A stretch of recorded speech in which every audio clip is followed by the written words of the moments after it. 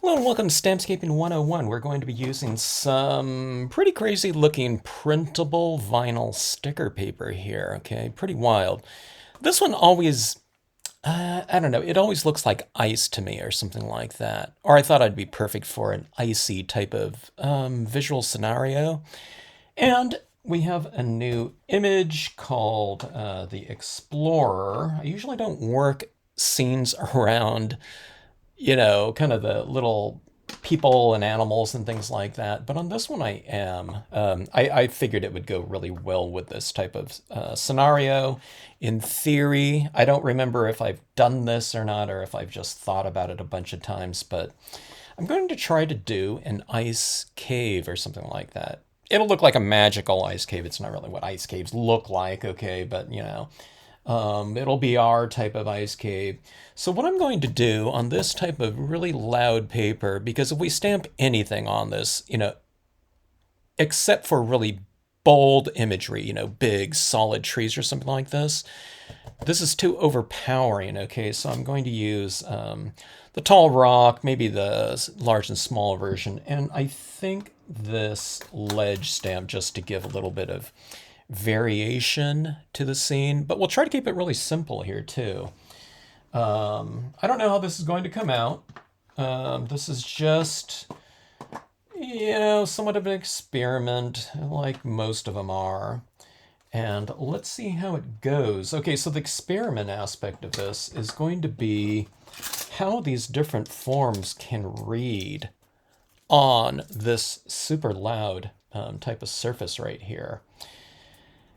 So, and let's see how much of it we need to what I call blocking out, okay? So this is a printable sticker paper, and it accepts water-based media really well. Okay, you can stamp on it in black and anything, okay, but if you just go in black with the imagery, this surface is really loud, so it might not show up. So I need to block some of it out, okay? So my theory is I'm going to be stamping this out in here, and I'm going to have some imagery on this surface, okay? So my idea here is, because we don't want to block out all of the surface, because that's the entire point of using it, so you can see some of this interesting patterning in there, but I just want to kind of mellow a lot of it out, okay? So what I'm doing here is I'm applying a translucent, a thin layer of white pigment ink, okay? So this is where my ledge is going to go right here, okay? If you go a little bit high or low with your positioning, so be it, okay? It doesn't, I wouldn't say it doesn't matter at all, okay? But there's a lot of tolerance here when it comes to this type of usage of imagery plus this blocked out background, okay? That's what I've found. It always looks kind of strange, it's like, what is that right there? And do I have it right? You know what I mean? But what I've found is that, after you get the images stamped over the top of this, it doesn't matter too much, or maybe as much as you might think, okay? In terms of your media placement and also the eventual, whatever you call it, landing spot of your impressions when you lay it down. Let's see if that's true in this scene. This one is going to be a little bit different. Okay, so I'm just giving the general contour of this right here, and that's roughly the space where it's going to go, okay? Like that, and then we'll lay down some, additional pigment ink.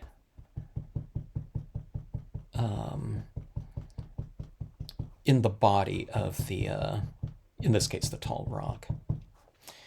Okay, so if that's going there, maybe this can go alongside it right over here. I've never done this composition before, even on a piece of white, cardstock or glossy cards or whatever. Before it comes, a completely new composition here as well. So these rocks are going to go here. They're supposed to represent really super tall rocks like El Capitan in Yosemite or something like that, thousands of feet up. But in this case, they're going to take on a much smaller scale because we're going to be stamping this little Explorer right on top there like that, okay? So where this Explorer is going to go, I'll make it a little bit lighter in the back of him so that he stands out a little bit more with contrast. And okay, so this is going to be a little bit of a cave here. So I'm going to make an opening. Let's say the opening will go rule of thirds, and we'll put the opening over here, okay? So I will block out a pretty good amount of the paper right here because I want that to look like light is coming through there, and I don't want it to look like the whole thing is, you know, closed off. You know, from the open air or something like that, the exit of the cave, I don't know, whatever cave scenario.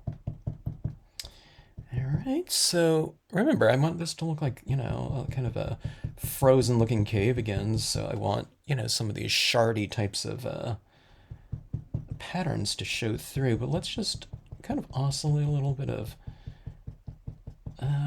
kind of light and shade in here. It's kind of interesting that in this case, when we're putting down white and covering up some of that very reflective surface right there, white is suddenly the darker element because, you know, the white is not going to be quite as reflective as this. You know, it's almost like a mirror, you know, a mirror of different colors like that. Okay. So we'll see how this goes. My question is just, you know, for myself, it's like, how much should I really block out and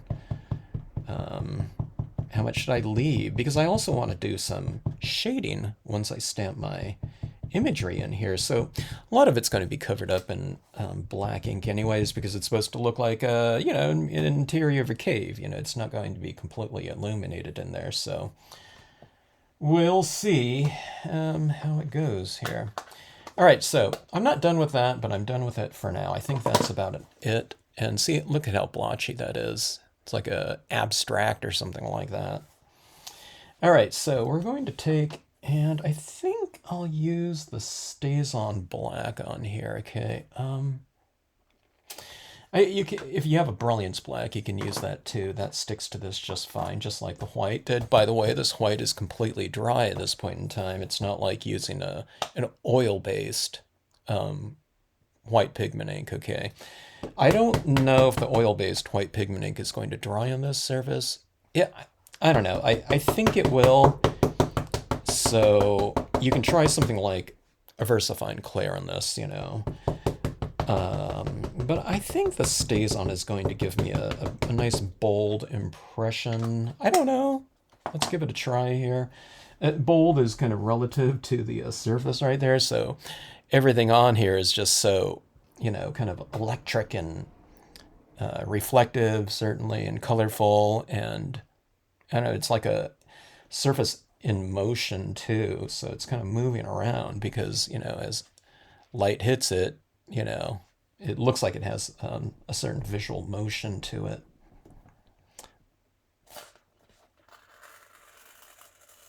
Okay, so StazOn really sticks, so just be aware of that. Okay, so see that rock right there?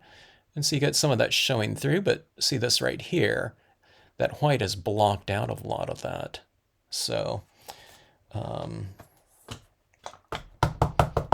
you know, so it's not so crazy looking in terms of, you know, the visual movement of the piece. Now I just stamped another ledge down there just to get a little bit more of a bolder kind of application. I didn't block off a lot down there, so you can see a lot of that showing through.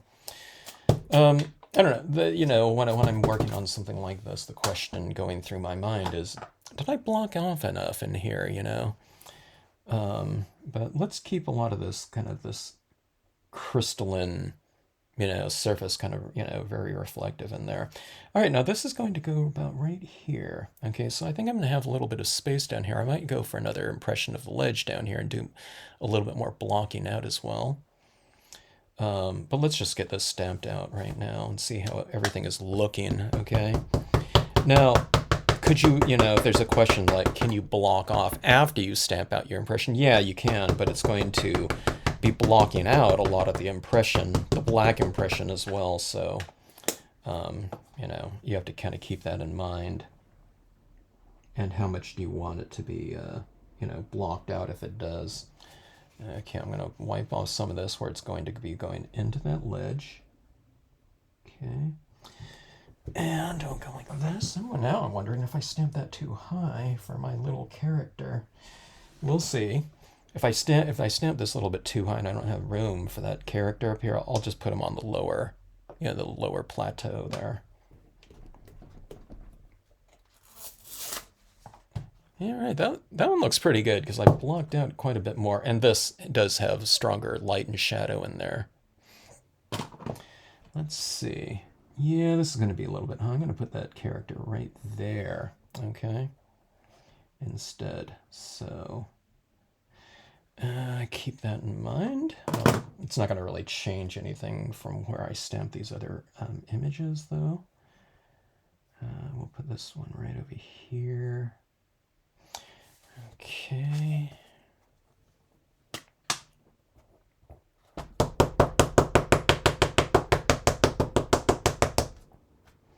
These are the tall peaks. One is the tall peak and the other one's the tall peak large. Okay. We'll block out this down here, or mask it off. And then we'll come in this right over here. Make a little bit of a smaller impression, okay. Now these just look like mountain peaks, like they're supposed to be. But what I'm going to do is I'm going to be using the ledge in these areas to block out like a whole area. Maybe I'll put one this way to make kind of like a little rooftop or something of that sort. Actually, that explorer might look best right here in the light, actually. Okay, so let's do this. Now that we kind of see the gist of our composition right here, let's add in a little bit more blocking out down here. I'm going to add another ledge down here in this location right here. It might be some distance from this one, or it could be connected to it. You can, figure it out either way. Whatever it looks like to you, that's what it is, I say. Okay, I'll go with that. And let's see. I always like doing these caves. It's kind of an interesting, I don't know, kind of version of the original intentions of the designs. The designs, I mean, they're supposed to be very versatile, but I don't think I was really thinking of caves as far as the usage goes, but just over the years, so I don't know, maybe someone else did it. I don't know if I did it or whoever, but they showed us, other kind of capabilities, so the stamps always keep kind of expanding on their potential range of usage. Okay, so things are right down here. It's really kind of light down here, but this is where I'll add in some darker tones to kind of flesh things out a little bit more. So just keep that in mind, what you see when you first stamp this out. I mean, if you don't do anything more, then that's, what you see is what you get. But in our case, we're going to be doing a lot of other things in here, so...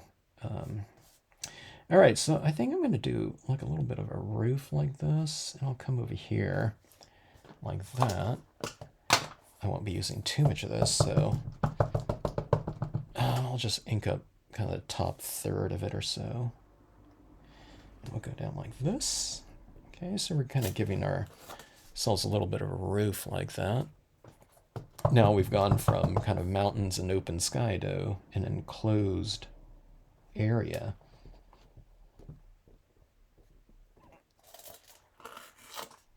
Okay, see that right there? It's kind of hard to see it over, like right there, why I didn't do any of the blocking out. But let's see. Let's go for a little bit more white over here, I think. Even if I, kind of flesh it in with more black, I'm just going to block out some of that a little bit.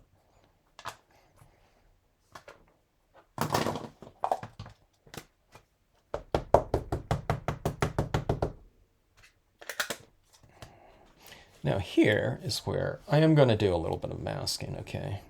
You don't want to do a lot of masking in Stampscapes. The designs have been drawn so that you don't have to do a lot of careful masking. You want to do a lot of overlapping of imagery. Okay, and it's not accurate to say so kind of the least amount of masking that you do, the better, but I would say minimal over super tight overlapping is best. Because you want the images to merge in with one another, but you don't want it to go in, I don't want that ledge to go in here like 5 inches or something like that. So, within reason. Okay, let's mask it off again. Go like this. I'm just kind of masking off those tall peaks and these top ledges up here a little bit. I don't need to do too much masking though. What I'm doing is I'm stamping this ledge a certain way, direction like that, okay? And this will be the opening right here. Let's see, let me make sure I have room for my little character. Okay, let me give him a little bit more space, so I'm going to stamp this kind of over here, okay? And that'll be like the space right in there, like where the little explorer has entered the cave. It's found the discovery of a lifetime, I think.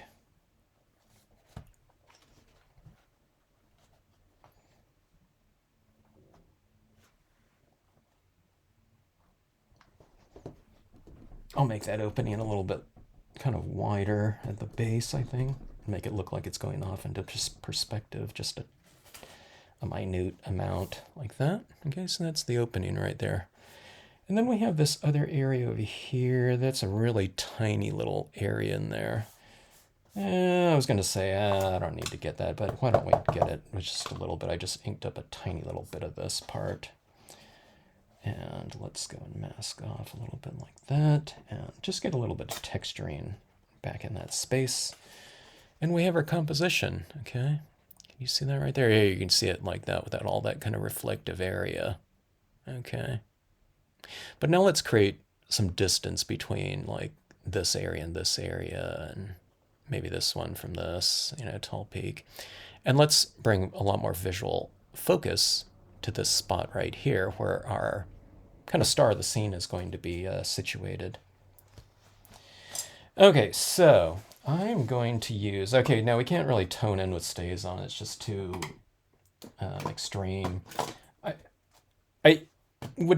I'm going to use some colored pencils on here, okay, but let's see if we can get some kind of larger areas taken care of with some of the Brilliance black here, okay. If you don't have that, just go in straight with your colored pencil, okay. Colored pencil really won't stick to just the direct vinyl sticker paper, but it will stick to areas where you've applied white behind our images, okay? All right, so let's see how much attention we can bring right here and to make this look a little bit more, I don't know, cave-like. Okay, now I'm lightly dabbing this, okay? And I'm going to try to go for a reasonably smooth application of it. I can't really do that very well on this type of paper. It's a little bit kind of blotchy looking. All right, but I'll smooth it out with some more colored pencils, okay?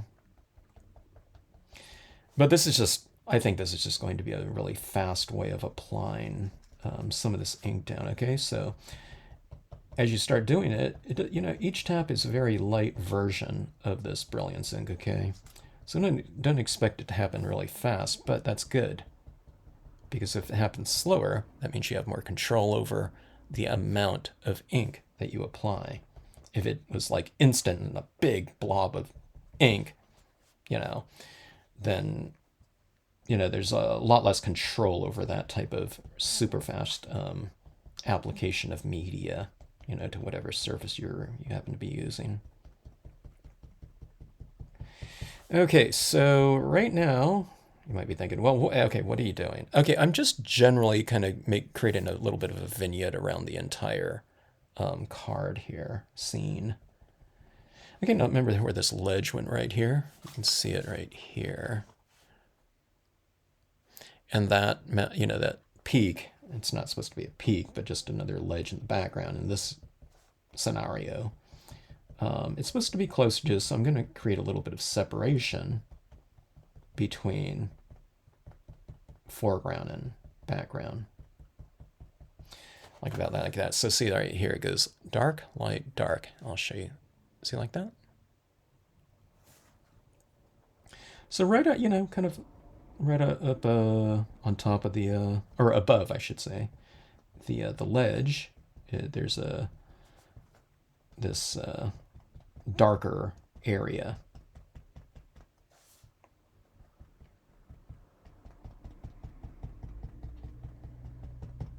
And like I said, I want this to be, you know, some of it a darker scenario here.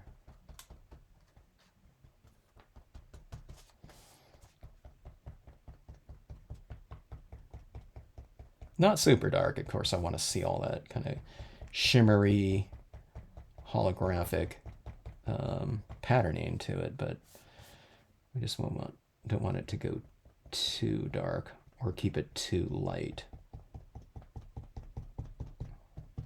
So always kind of hold it up and see what you're getting, you know. All right, let's add some of this tone into the tall rock. We'll get some into this ledge here. I'll make the ledge, or I don't know, the walls of the cave, in this case, a little bit darker.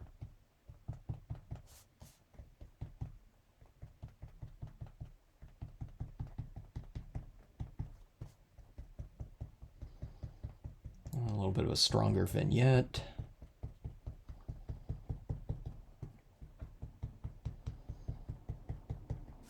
I really like to apply a pretty decent amount on the four corners.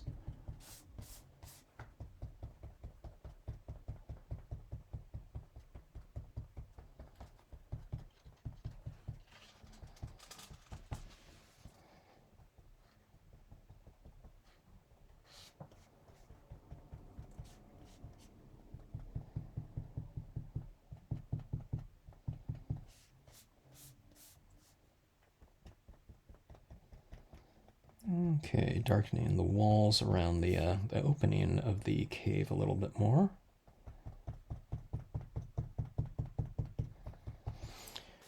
Okay, let's see what we have here. Kind of getting our bearings a little bit. It makes for kind of an interesting situation, huh? It's like if the light was coming through here and, you know, kind of, you know, as the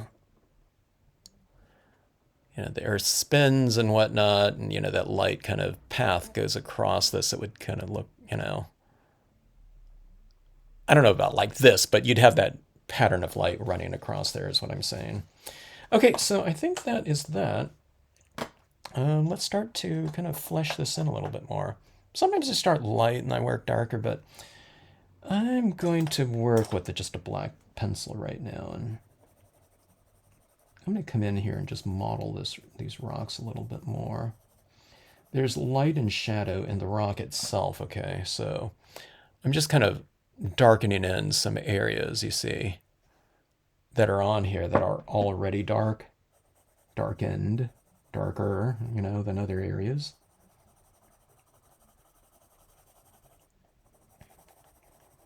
And like I said, it just kind of models the surface of the rocks a little bit more. You see those right there? I think that looks better. It just kind of follows suit with the lighting scheme that I've already assigned to it in the impression itself. And see here on the ledge, where there's darker areas on the ledge, you just kind of go in there and just kind of reinforce that a little bit more. And it looks more three-dimensional as a result. It's because here with this colored pencil, we're able to add in, I don't know, every incarnation of gray where my stippling, I mean, it's, I try to create different values using, denser application of the stipple process and whatnot. But you can really get subtle, and it's also a little bit of a different texture using this colored pencil like this. It's a softer look.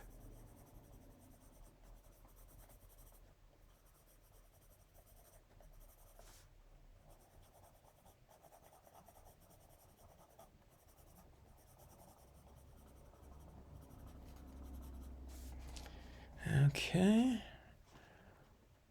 like so. It's like nothing. Can you see where I've added the colored pencils right down in here? And then right in back here, a little bit right there. See, there's all these textures and lines in here. It's where I've kind of defined kind of the contours of the rock.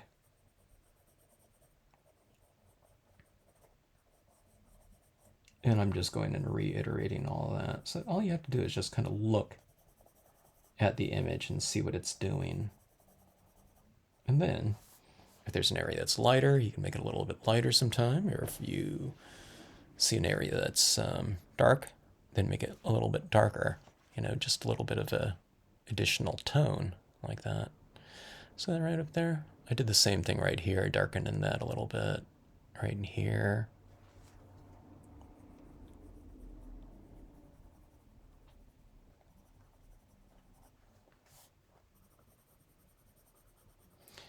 Let's make this rock a little bit darker just in general, right around the opening, so it just makes that opening a little bit more clearly defined. Okay. It doesn't have to be black with this colored pencil, but making it a little bit darker just kind of fleshes out the scenario a little bit more. This opening to a cave type of thing.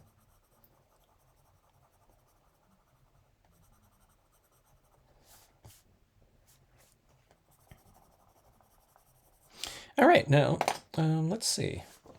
We see all these different colors in here: blues, reds, oranges, greens. Okay, so I'm going to use a little bit of blue colored pencil just to bring a little bit of extra color into the rocks, okay, into the shadows particularly, or in particular.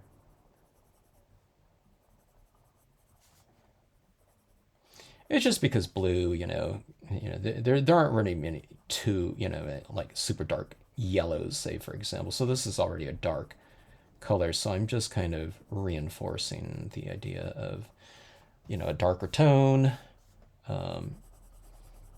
in the shadows of the forms. Okay.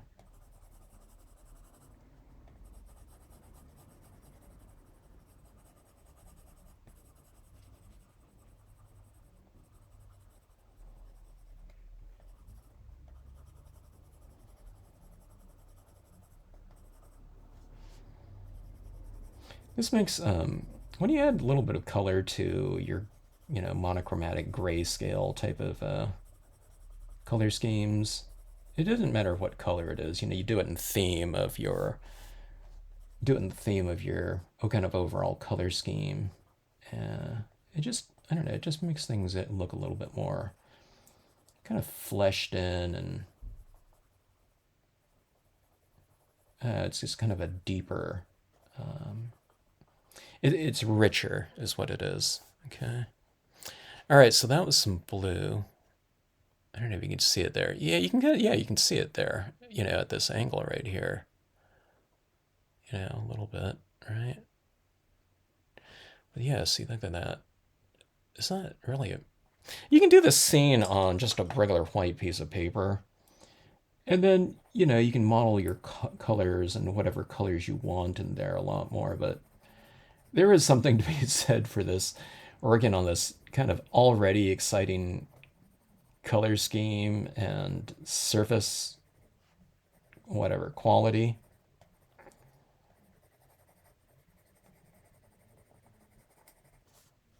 And it's very tolerant. It's not like, oh my god, I used a little bit too much blue. The piece is ruined or anything like that. You can really barely see it, okay? I mean, you can hold this piece up and you can see the influence, excuse me, the influence of the media that you're applying onto it. But, you know, like when I'm looking at it like this, I wouldn't say anything goes, but I don't know, it's kind of hard to mess up. Okay. It might look weird, though. I'm not saying that at certain points in the process, it's kind of weird looking. Like if I look at it like that, like, I don't know, like I'm trying to get an angle where it looks kind of really weird. Like that, I don't know, like that doesn't look that great, with that kind of glare on there. So I would say, and the process is a little strange working, like that. But it's, I don't know, it's really fun. Okay, so let's get our little figure stamped out and let's see what they look like. And then we'll add on some little special effects to this scene. Some little different touches, okay?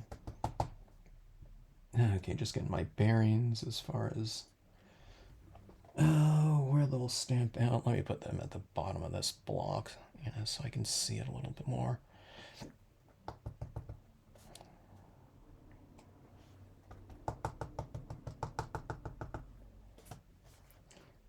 What this little figure has in their hand is an ice pick or ice axe.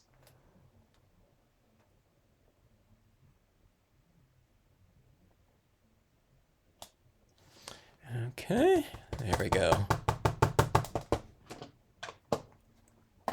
They're kind of holding it up. If you can't see why, you can see it. All right, so there's those crystalline looks in there, and I'll show you what I'm going to do on this. Hopefully, it kind of, I don't know, kind of elevates the dimension of the piece. But I think what I'm going to do now is I'm going to add in some little highlights with my white paint pen, acrylic paint pen.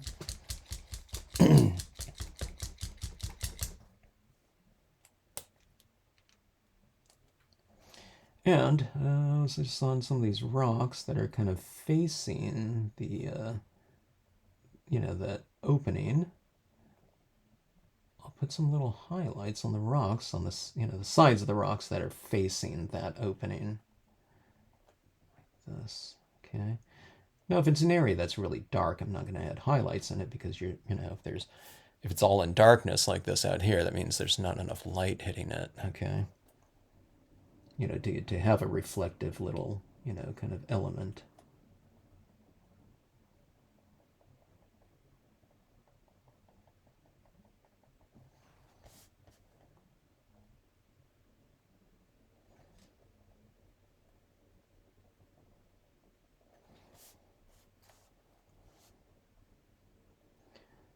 Put some on this rock which they're standing on. And, okay, let's see if you can see this right here. See those rocks right there? I'm adding little dots on that. And then there's this ledge down here, okay? So we'll add some on the forms of the, this lower area ledge. Remember, the ledge up top is being used as like the walls of the, whatever cave structure. And down here, I don't know, represents more of like a level or floor.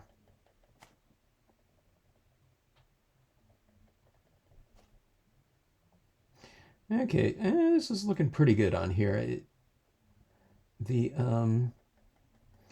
All the forms on here they kind of get a little bit lost at times because of the sheer kind of visual power of the surface, the holographic surface. So this is kind of, I don't know, it's kind of bringing out the forms more against the background. We did that with shadow. Now I'm doing it with highlighting, okay?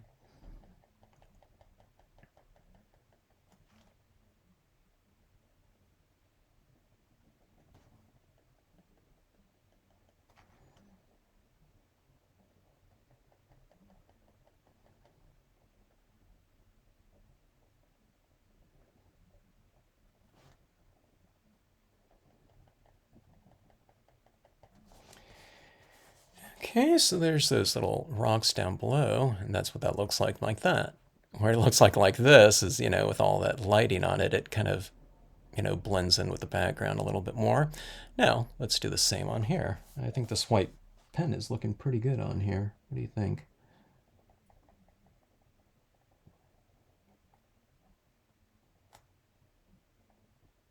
Kind of always hold it up and see how, whatever you're doing, whatever effect or detailing that you're doing is, how it's affecting the overall kind of appearance of the scene.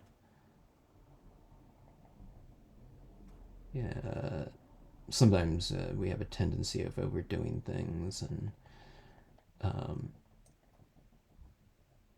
that being said, I think it's a good idea to overdo things. Just don't do it like way over, okay? But if you're kind of always holding back, sometimes it's like you're not kind of experiencing or kind of encountering maybe, what a card can be at its, I don't know, top incarnation, if you're kind of always holding back, like, I don't know if I want, kind of wanted to try it, but I don't want to ruin it. That's what a lot of people think. Uh, you know, Things aren't usually ruined, by going that extra little step. It might look like it's pushed a little bit too much. Um, but then if you do something like that, then just obscure it with something else. Put a little pigment ink over at the top of it or something of that sort. Or, just keep that in mind. You instead of it being at 100%, it's at 100 and whatever percent. You know, it's taking it a little bit too far, but it's not ruined or anything like that. And believe me, this is the philosophy that I kind of follow myself.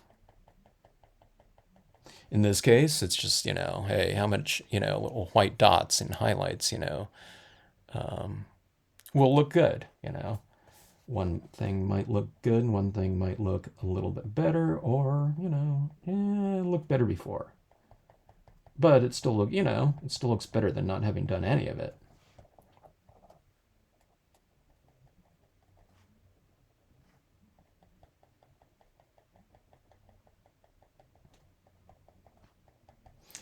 Yeah, right. So I've used quite a few highlights in here. I think it kind of mellowed things out a little bit. I think that looks pretty good though. Look at that. It's kind of like a magical little cave, huh? But that's what's good about, that type of paper.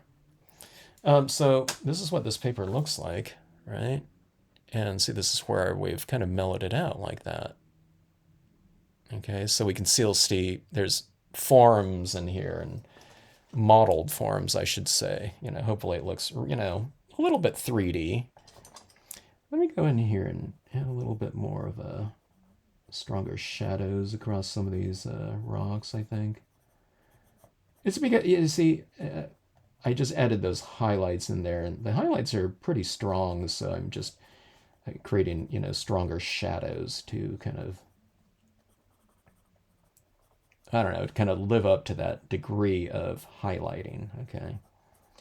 So that's, I've just kind of defined, some of those lower rocks a little bit more. I think maybe on the top portion too, we can go in and add some of those forms. Just look at the design. You don't have to kind of reinvent anything or invent from scratch anything. I'm just kind of going along the lines and things like that are already in the design. So let the design be your guide.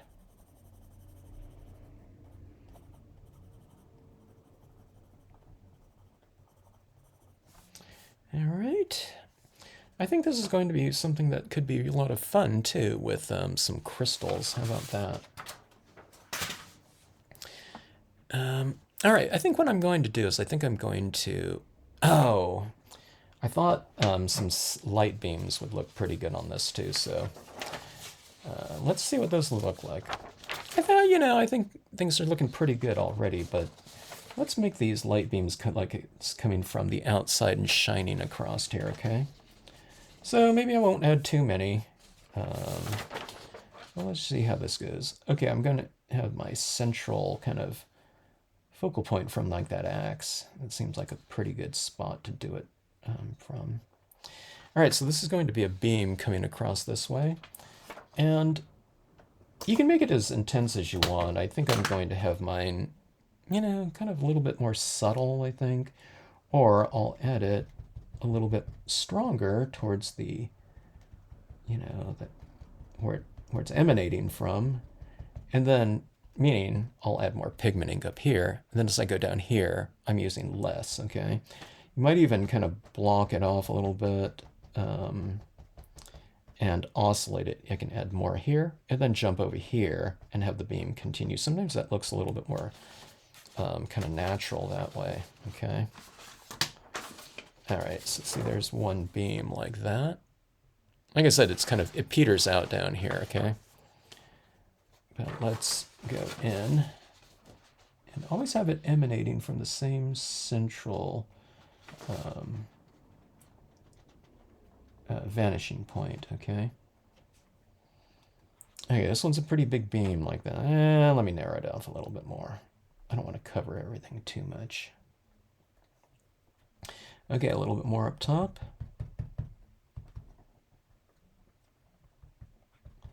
And then kind of a little bit of a lighter touch down here. I mean, I remember by the time I come down here, it's kind of already drier on my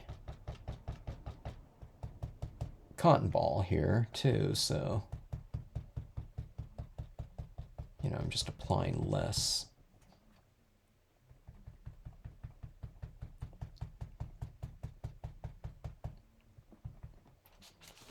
All right, yeah, there's light beams in there, and we'll come across like this maybe, or you can come down here. You can also go in the back of them too, if you want to.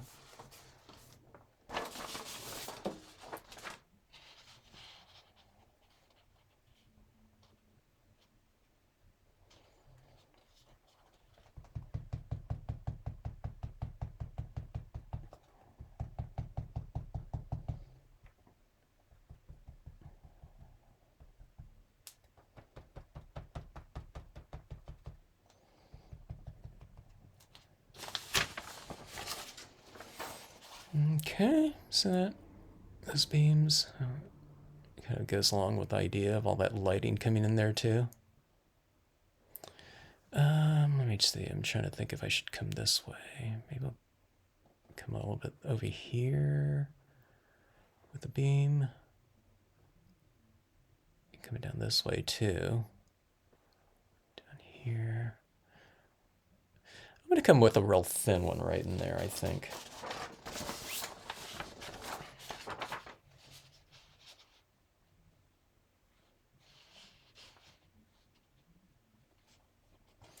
Yeah, something like that.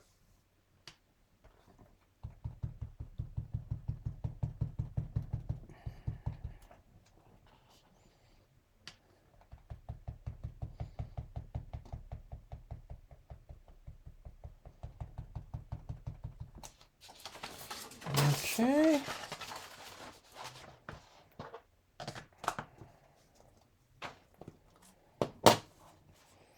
And we have our light beams in there. It makes for a little bit more of a dramatic setting. Maybe it gives a little bit more of a three-dimensional look too.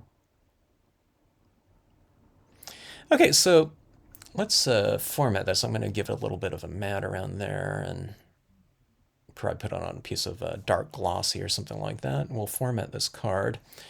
And I was thinking about whether or not I would use a quote stamp to go in here somewhere. I thought it would fit right in here. It would cover up, you know, some of the that area in there, but if it looks good, I'm going to do that. Okay, so I want to apply some crystals in here too, so we'll pause right now. Let me take care of this kind of boring work. Come back and add in those little touches like that. Okay, there's our card formatted there. I haven't glued this on, or I was just getting my bearings with it, but this is a quote from one of the scenic sentiment sheets. Do not go where the path may lead, go instead where there is no path, and leave a trail. Okay, so just white cardstock and just on some of that same glossy Cardstock right there. There's a little bit of a border around this one.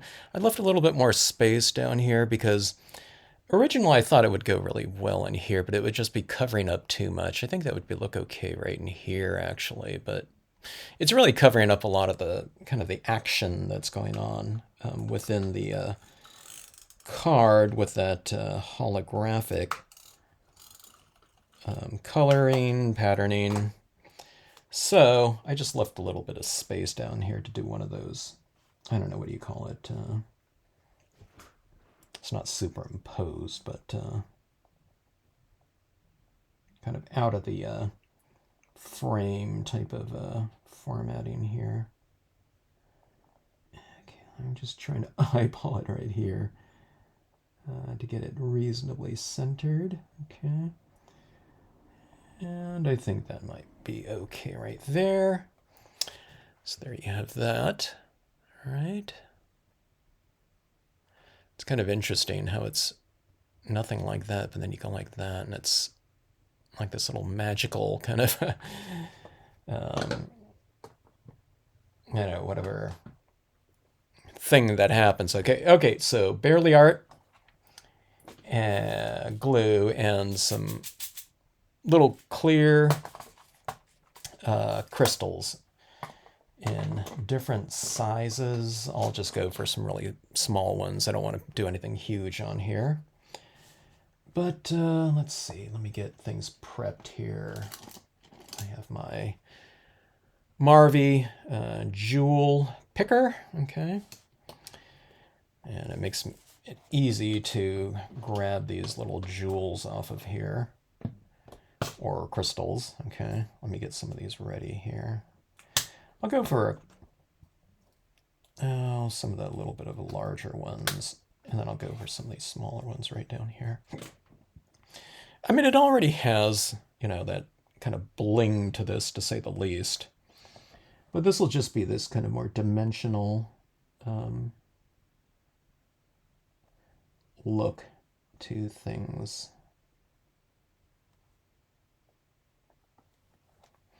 Okay, let me not. Sometimes I make a mistake and I go with too many little glue dots, and I can't find them after a while, and you know, they dry out. Not that that's, you know, a disaster or anything like that, but let's take it one step at a time right here. Gotta hold this up at an angle sometimes to see the dimensions of the glue. You know, because I'm putting these, you know, these little jewels in a lot of the areas where there's you know, a little white paint dots, so it kind of looks the same.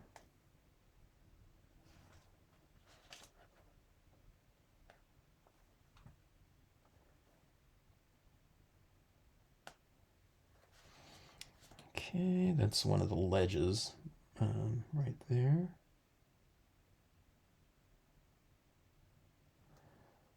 Okay, I'll try not to go too overboard with this. It's certainly fun to add those in, though. And if you want to go overboard, by all means do so and make it really blingy.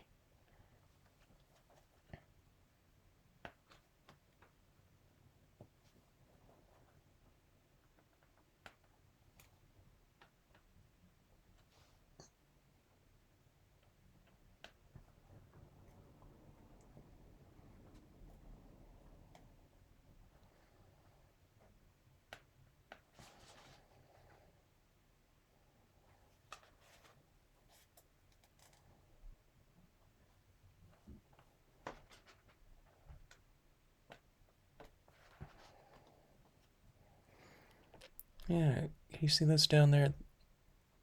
This area right in here. So you get this right here.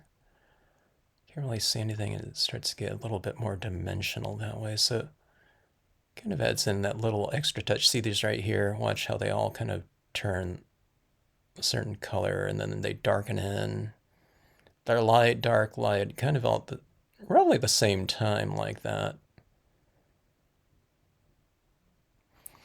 Okay, so I have it right in here. Let me add a couple more on this ledge up here. They'll be right up here represents, kind of an area that's farther away than that lower area. So I'll just go with all the smaller ones up top here. And you can put them in light too if you want to, like they're kind of glistening within the sun, those light beams.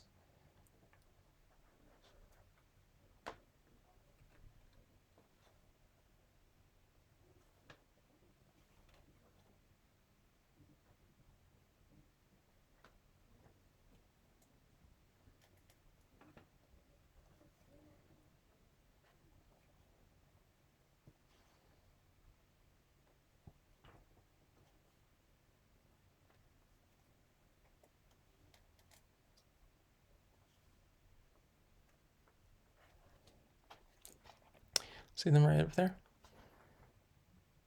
See this whole cave? It's like a little ice crystal cave. Okay, and it occurred to me I need like a couple right over here too, just to kind of balance things off a little bit.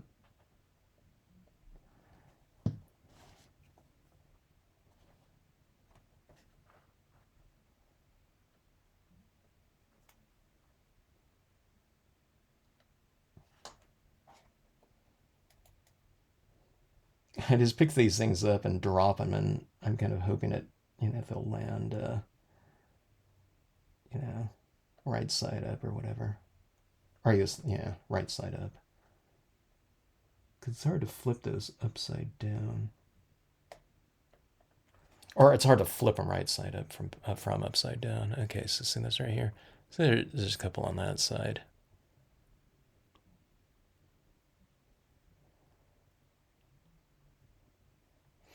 Trying to decide. I don't think I want to add it in here. I want to have it kind of, these two rocks here have their own kind of shape and texture.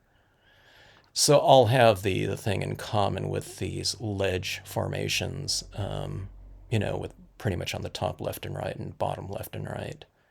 And then this area in here will take on its own kind of characteristic. And I think that should do it, okay? These jewel pickers really come in handy. Someone showed that to me or told me about it in one of the Facebook message posts. All right, so that's it right there. So we have our little ice cave, and look at these colors. Look at that purple right there, with the holographic.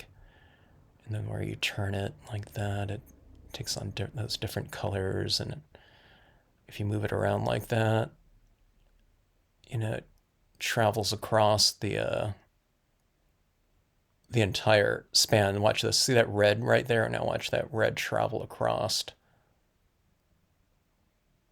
like that. So it makes it really fun, to use some pretty dynamic surfaces. Again, this is what it looks like, just when you start off like that. See, and used in a scene like this, it just, it's best to utilize just some black and white brilliance ink to just kind of tone things in and, do a little bit of that modeling with your colored pencils over the top of that brilliance ink. The brilliance ink you can color with the colored pencil. You can't really color directly onto the holographic. The colored pencils really don't stick to it very much. So you lay down those tones like that. But the